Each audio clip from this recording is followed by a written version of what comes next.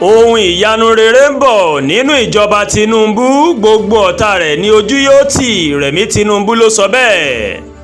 Ìlú Ilé-Ifẹ̀ mọ̀ sọkútù wọ̀wọ̀ ní ọjọ́ àìkú tí ń ṣe Sunday, nígbà tí ọ̀pọ̀lọpọ̀ àwọn èèkàn ìlú tí wọ́n mọ̀ wọ ìlú náà láti bá Ọ̀nìrìṣà ṣe àjọ̀dún ọdún kẹwàá tó mọ̀ gorí ìtẹ́ àwọn baba ńlá rẹ̀. Lára àwọn èèkàn ìlú tó mọ̀ péjú pésẹ̀ síbi ayẹyẹ náà ó ní aya ààrẹ orílẹ̀-èdè wa Nàìjíríà Oluremi Tinubu àti ààrẹ àná olóyè Olúṣẹ́gun Ọbásanjọ́.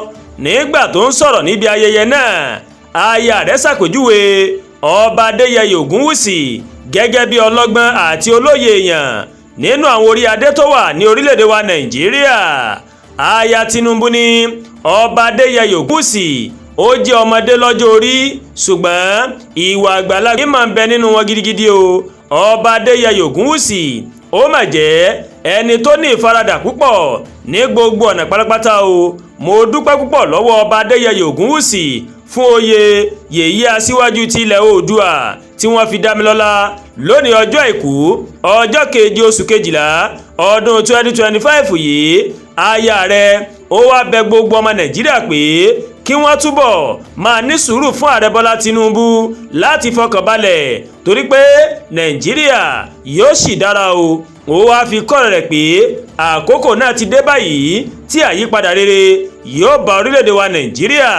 Òpin yóò bá gbogbo wàhálà tó ń ṣẹlẹ̀ ní orílẹ̀-èdè wa Nàìjíríà lọ́dún yìí.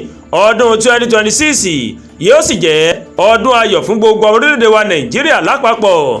Gbogbo àwọn tó sọ ìsọkúsọ sí ìṣèjọba ààrẹ Tinubu ó ní ojú yóò tì pátápátá o nígbàtí wọ́n bá rí ohun ìyanu tí yóò ṣẹlẹ̀ sí orílẹ̀-èdè yìí láìpẹ́.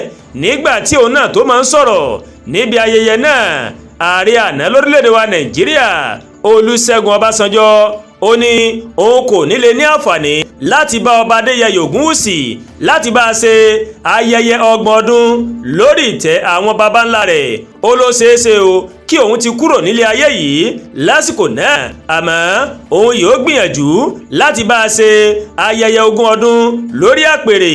Ọbásanjọ́ wá rọ ọba Adéyẹyè Ògúnwùsì pé kó túbọ̀ kó àwọn èèyàn mọ́ra láti bí gbogbo tí kùdìẹ̀kudiẹ tó bá wà kó lè ṣe àtúnṣe rẹ̀ ní kíákíá o.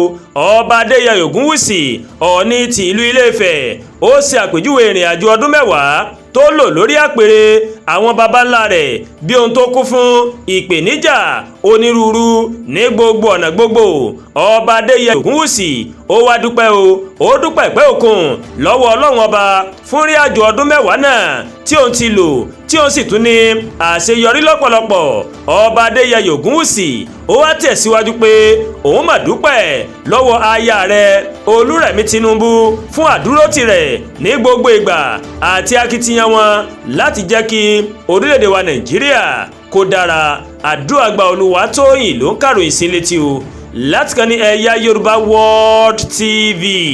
Bẹ́ẹ̀ ṣe ń wò wá, ẹ máa bá wa like, ẹ máa share, ẹ máa comment.